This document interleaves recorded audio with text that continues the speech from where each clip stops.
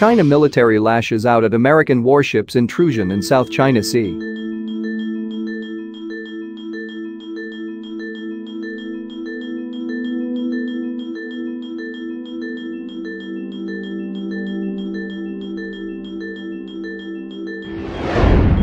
The Chinese military has accused an American guided missile destroyer of intruding into Chinese territory waters near the Beijing-controlled Paracel Islands, saying the provocative act violated Chinese sovereignty.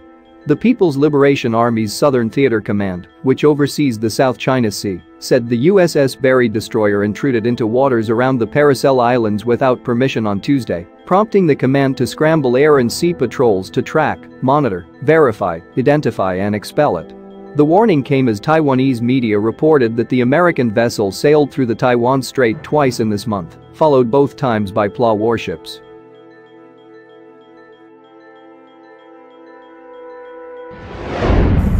These provocative acts by the US side have seriously violated China's sovereignty and security interests, deliberately increased regional security risks, and could easily trigger an unexpected incident, a statement posted on the military unit's WeChat social media account quoted Li Huimin, a command spokesman, as saying,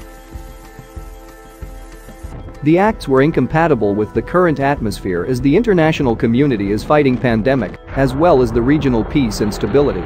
The Paracel Islands, known as the Xisha Islands in China and the Hong Sa Archipelago in Vietnam, are a group of more than 30 islands in the South China Sea, located between the coastlines of Vietnam and China. They are controlled by Beijing, but also claimed by Taipei and Hanoi.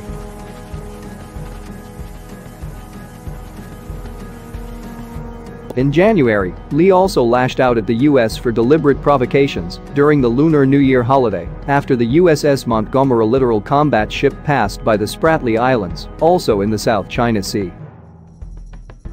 China claims almost all of the South China Sea, waters where Vietnam, Brunei, Malaysia, the Philippines and Indonesia also have claims. Tensions in the region have worsened in the last month, with a war of words between Beijing and Washington over the coronavirus pandemic.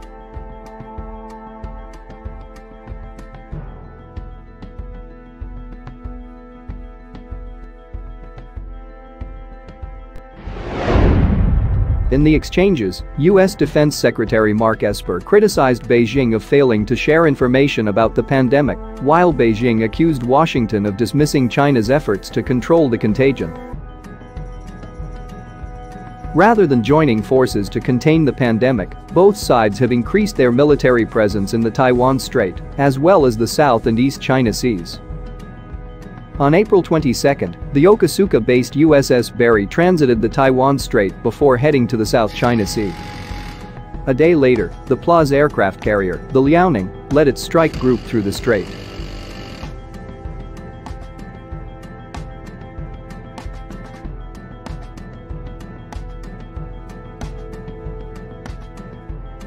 USS Barry, DD 933, was one of 18 Forrest Sherman-class destroyers of the United States Navy and was the third U.S. destroyer to be named for Commodore John Barry. Commissioned in 1954, she spent most of her career in the Caribbean, Atlantic, and Mediterranean, but also served in the Vietnam War, for which she earned 2 battle stars. Another notable aspect of her service was the Cuban Missile Crisis in 1962.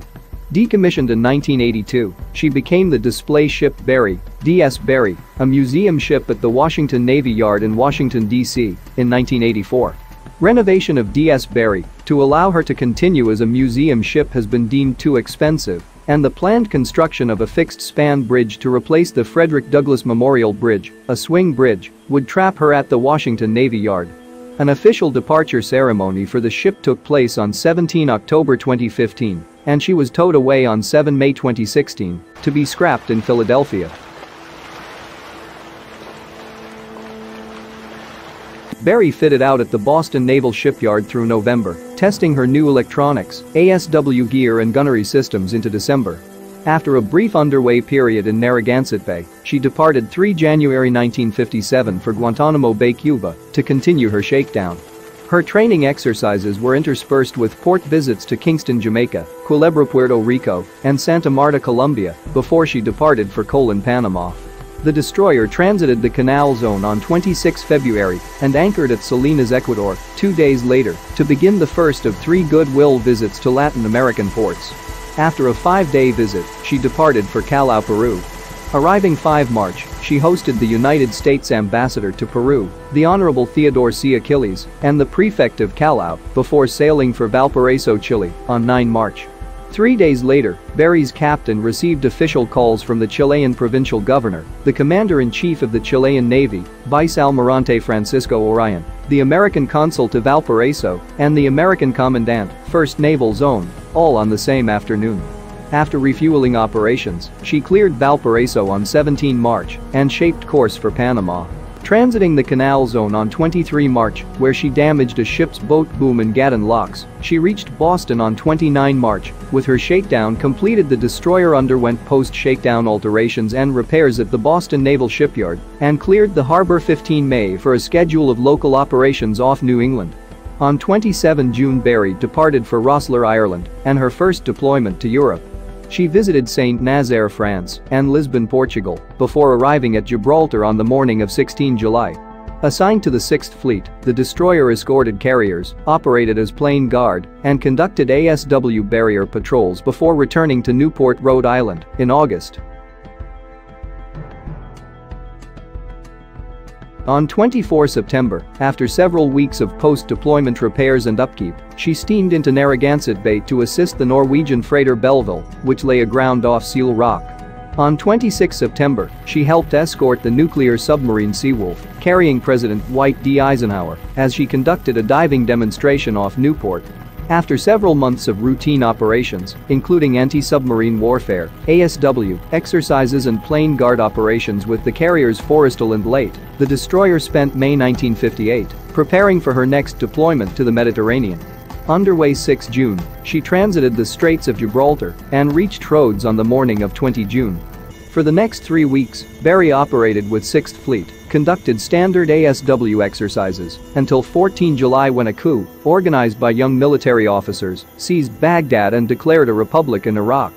The Lebanese government, led by a Christian president, Camille Chaman, feared a similar revolution might grow out of a pan-Arab insurgency active in the Bekaa, Tripoli, and Beirut.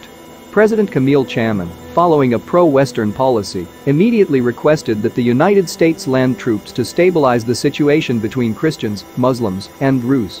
President Eisenhower honored the request and, fearing the spread of Egyptian and Syrian influence, ordered Marines to Lebanon that same day.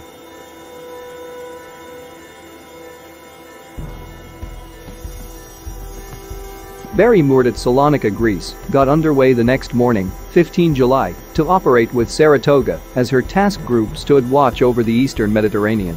She remained in the region, patrolling the Lebanese coast and escorting carriers in support of the Marines ashore. After upkeep alongside Grand Canyon at Zerozmir, Turkey, and fleet operations in Augusta Bay, Sicily, she sailed for home 17 September. Entering Boston Naval Shipyard 14 October, Barry received, after extensive alternations to her forefoot, the new bow-mounted SQS-23 sonar. Emerging from the yard 17 March, she spent the remainder of the year working up the sonar gear and carrying out tactical trials out of NS Newport and Key West. After a brief yard period at Boston in December, the destroyer conducted routine East Coast operations through May 1960.